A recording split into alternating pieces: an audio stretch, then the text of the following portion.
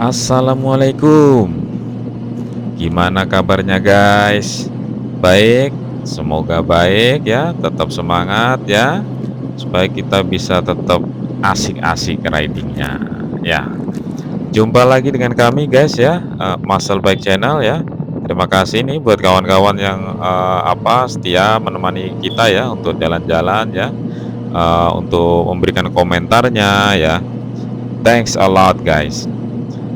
Yuk, pagi ini ya kita riding-riding santai nih ya, jalannya asik nih ya, los.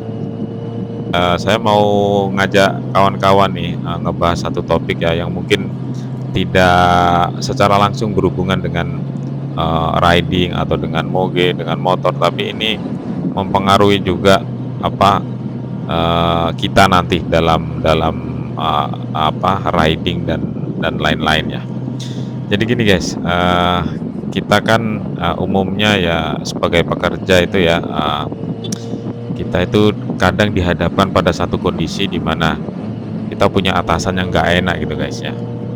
Nah, gimana guys? Kita keluar atau bertahan? Nah itu topik bahasan kita kali ini ya guys ya. Kenapa itu menjadi penting guys? Karena gini guys, eee, kita tahu kita dalam hidup ini kita punya banyak sekali kebutuhan lah ya. Kita sendiri sebagai laki-laki mulai ya standar lah ya kebutuhan, primer, kebutuhan sekunder ya, itu kebutuhan kita.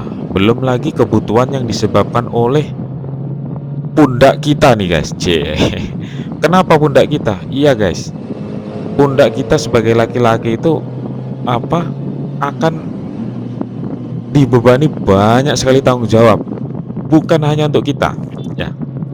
Kalau misalnya kita belum nikah, minimal untuk keluarga kita. Kedua orang tua kita, saudara kita, kakak dan adik kita, ya. Itu juga tanggung jawab kita, guys. Ya. Tanggung jawab dalam hal apa? Salah satunya mungkin membantu ekonomi. Semoga kita bisa membantu ekonomi keluarga kita, saudara-saudara kita ya, guys ya. Di situ titik sentral dari bekerja, guys. Karena apa? Kalau kita nggak bekerja ya kita nggak ada penghasilan untuk menutup itu semua kebutuhan kita, apa yang biasanya kita bantu ke keluarga kita gitu ya. Selanjutnya guys, kalau kita sudah menikah ya, nah ini udah jelas banget malah. Kita punya istri ya, kita punya anak-anak ya, itu udah pasti, itu tanggung jawabnya di pundak kita sebagai laki-laki ya. Jadi, kita harus mampu untuk menafkahi keluarga kita, istri kita ya, sandang pangan papan untuk istri dan anak-anak kita, dan untuk anak-anak kita jangan lupa ada hal lain lagi yang mungkin bukan kebutuhan kita sebagai orang tua. Apa itu?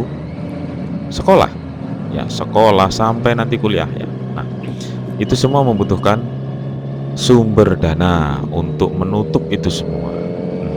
Ya kan? Nah, makanya topik ini nih penting sekali guys ya. Jadi walaupun kita rider ya, tapi rider itu rider apapun lah, mau rider mocil, mau rider moge, itu hanya sebagian kecil dari hidup kita guys. Apalagi yang ridingnya moge cuman San Mori aja. Artinya sebagian besar hidup kita itu menikmati moge itu cuman hanya sekian persennya dari kehidupan kita. Kehidupan kita yang lain apa? Tanggung jawab sebagai kepala keluarga dong, ya kan? Nah, makanya ini penting sekali guys. Oke, kasusnya kita punya atasan yang nggak enak, gitu ya. Apa yang kita lakukan? Kalau saya ya, ini konteksnya saya sebagai karyawan swasta ya. Kalau misalnya atasan nggak enak, ya saya punya kesempatan untuk pindah dong, ya kan? Jadi pindah kerja kan banyak alasannya, ada yang karena atasan nggak enak, ada yang karena mencari gaji yang lebih besar, ada yang, mencari lingkungan kerja yang lebih lebih sesuai, ada yang kalau misalnya saya pernah kerja di luar negeri ya, di Timur Tengah ya, sebagai di perminyakan ya, karena saya pengen tuh misalnya nyobain tinggal di luar negeri gitu kan. Nah itu kelebihan, pekerja swasta. Jadi saya nggak ada terbebani dengan kehilangan uang pensiun karena emang ada uang pensiun gitu kan. Maksud saya uang pensiun yang, bulanan sampai sampai meninggal ya, tapi kalau pensiun yang sekedar uang pensiun ya ada kalau swasta, ya. Nah itu guys. Tapi masalahnya guys, gini, nggak pada saat kita dicurangi atasan, atau nggak pada saat atasan kita ngegas-ngegas kita sehingga kita marah, nggak pada saat itu juga kita punya pekerjaan yang siap terima kita di tempat lain. Nah, di sini yang perlu kita kita bahas nih guys. Jadi kita sudah nggak nyaman banget kerja di kantor, tapi kita belum ada nih guys yang terima di tempat lain. Hati udah gondok setiap mau berangkat kantor, udah malesnya, kalau mungkin kalau nggak diseret itu nggak bisa jalan gitu kan. Nyampe kantor udah digas lagi sama si bos gitu kan. Nyampe kantor pas kerja kita belum selesai dikasih lagi, kerja sudah baik masih digas lagi gitu kan. Pokoknya nggak nyaman lah.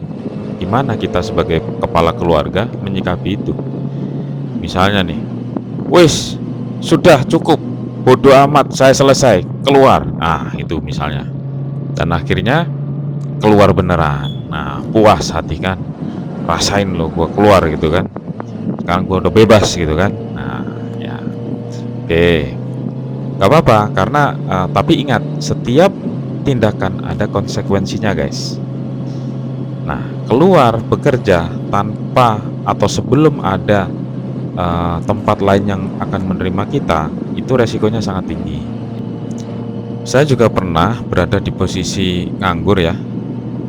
Jadi saat itu saya menerima tawaran pensiun dini ya. Jadi perusahaan ingin melakukan regenerasi lah atau apa. Jadi waktu itu perusahaannya dari Spanyol, dari Madrid ya, pengen memasukkan orang-orang ekspatriat ke Indonesia dan mereorganisasi. Jadi saya ambil pensiun dini. Tapi setelah itu saya nganggur cukup lama lah kalau menurut saya. Dan di situ saya belajar dua hal. Yang pertama udah pasti sebelum bekerja lagi kita nggak ada penghasilan ya. Itu menjadi hal yang akan menguras tabungan kita. Itu yang pertama. Yang kedua guys, ini nggak kalah penting, walaupun nggak berhubungan dengan kita ngeluarin uang ya. Itu capeknya bekerja dengan capeknya nganggur, itu ternyata lebih capek nganggur guys. Karena apa? Orang nganggur itu gampang kena pemikiran negatif guys. Jadi kalau capeknya kerja itu kita capek karena melakukan aktivitas, kita capek yang positif itu. Kita capek untuk sesuatu yang ada targetnya. Nah, itu salah satu yang membuat semangat hidup kita tetap menyala sebenarnya. Beda dengan nganggur guys. Kalau nganggur itu ya sudah, diem gitu, pikiran ngalor ngidul. Dan itu tolong dipertimbangkan banget bahwa ini capek nganggur itu lebih nggak enak, lebih berbahaya malah daripada capeknya orang yang sedang bekerja.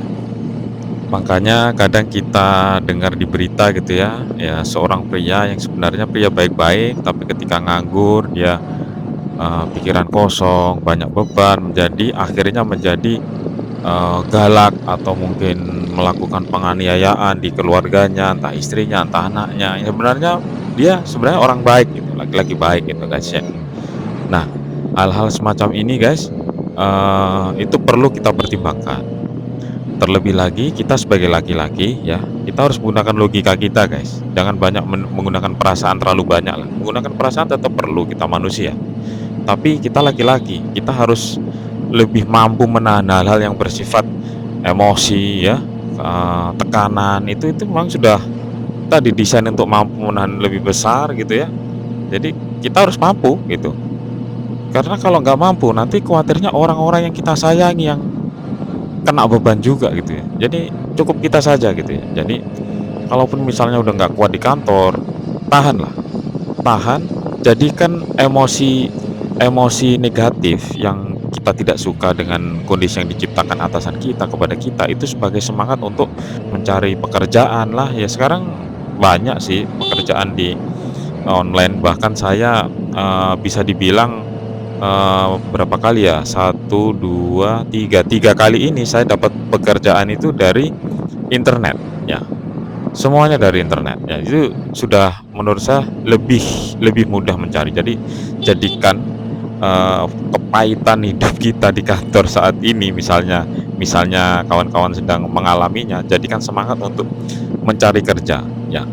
dan tapi tetap pastikan bahwa jangan keluar sebelum mendapatkan tempat yang baru ya.